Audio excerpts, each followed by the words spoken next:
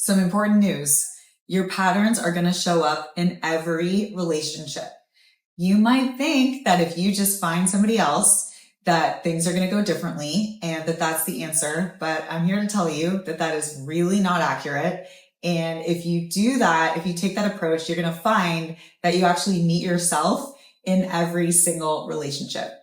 Here's what I mean.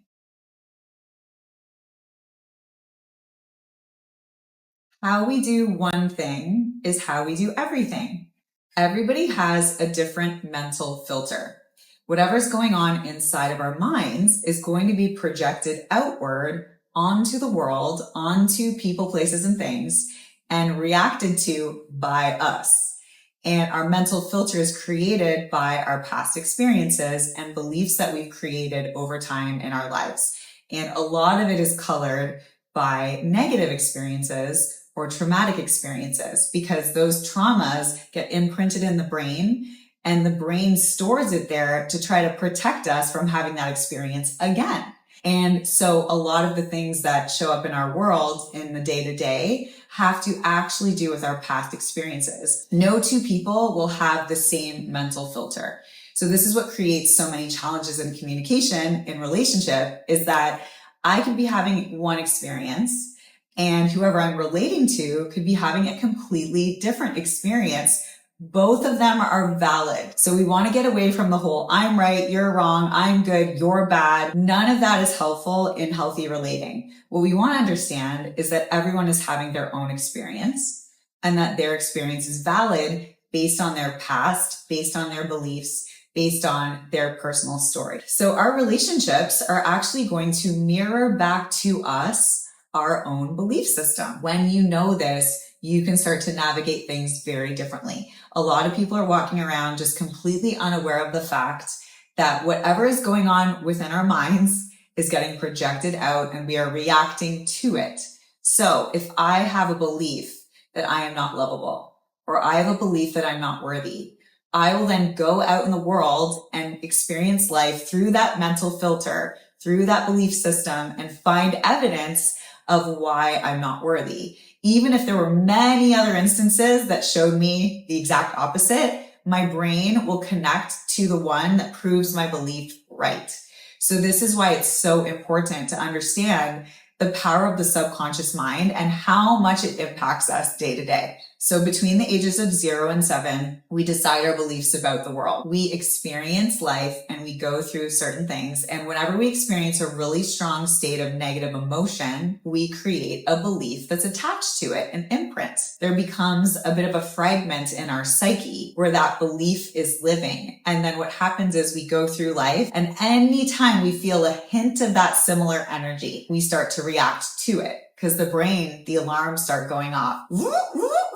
Oh, this is the same. Oh my gosh, this is that thing from before. This is the thing that triggers me. Or worse, we don't even know what's happening, but we feel triggered. So we go from 0 to 100 in a matter of a couple seconds, and we don't even know what made that reaction happen. So once you understand what's operating in your subconscious mind and how the subconscious mind impacts about 95% of our day-to-day functioning, you can start to have some power over it, and you can start to heal whatever's driving the maladaptive patterns in the subconscious, so that you can have a choice and start to respond rather than react, which is the name of the game. If I could give one tool to every single person on this planet, it would be the ability to pause and to be able to sit with yourself in order to choose how to respond rather than be hijacked by a reaction. Our relationships are going to mirror back our own selves to us. They're going to mirror back our internal world. The work really is to look at what are the patterns that keep showing up in your life.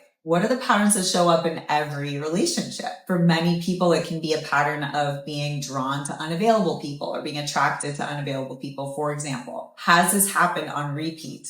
How has this shown up for you? And when was the first time that you had this experience in your life? We'll talk about all that more in our coaching. Some of the common patterns that I see are being drawn to unavailable people or attracted to unavailable people, being put off by people who are available. So getting the ick from that, or feeling like you really need distance and space from someone who is available and healthy.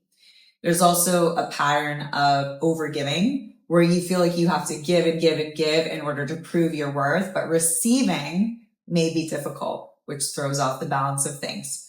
There also could be a pattern of perfectionism, believing that you have to be perfect to be lovable, and putting an immense amount of pressure on yourself because you believe that subconsciously that's the only way that you are worthy of love. Whatever your patterns are, you will keep subconsciously creating them until you bring them to the light.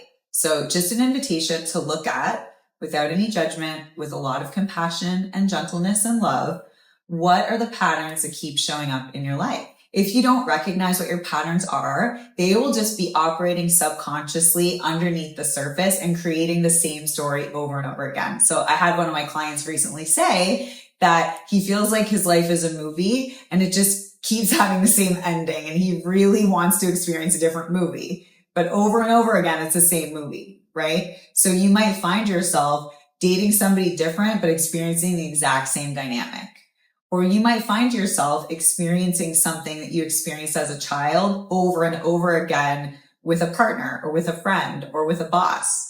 So we want to look at what are the patterns that are showing up with a lot of compassion for ourselves and really bring them to the light, and then work on healing whatever's at the root of these patterns. Because if we just start operating from a surface level and think, okay, well, I'll just change this, and this, then the very same dynamic will show up over here with a new person or with someone else, because that part of you is really needing attention and really wanting healing. So becoming aware of our patterns is a huge, important thing if you want to have a different experience in relationships. Just today, my client said to me, and I've heard this so many times before, once I have a boyfriend, everything will be okay.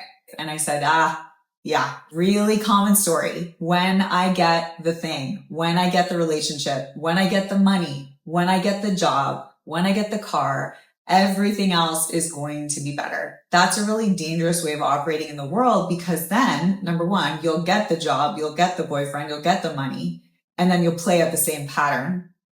Or you'll get the job, you'll get the relationship, you'll get the money, and you'll sabotage it because of your pattern. Or you'll get it and you'll be so happy, and then eventually it goes away and then you're back to rock bottom, right? So whenever we make our peace and our happiness contingent upon some external thing, we are in deep trouble. So this work is about actually coming back home to yourself and sourcing from within your value, your worth, just as you, within you. And from there, you will end up experiencing the job, the money, the relationship from a different energy. And you'll be able to appreciate it and be grateful, but it won't be your whole world. It won't be your higher power, which is where we get into trouble, because everything changes in this world. Everything is temporary. So if we're making this person, place, or thing our higher power, we're going to set ourselves up to take a really big nosedive. And that's the truth. So here's the good news. All of us have these patterns.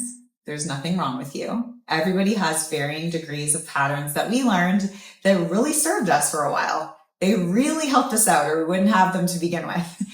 But now, as we're adults and we're relating, they become maladaptive, some of them.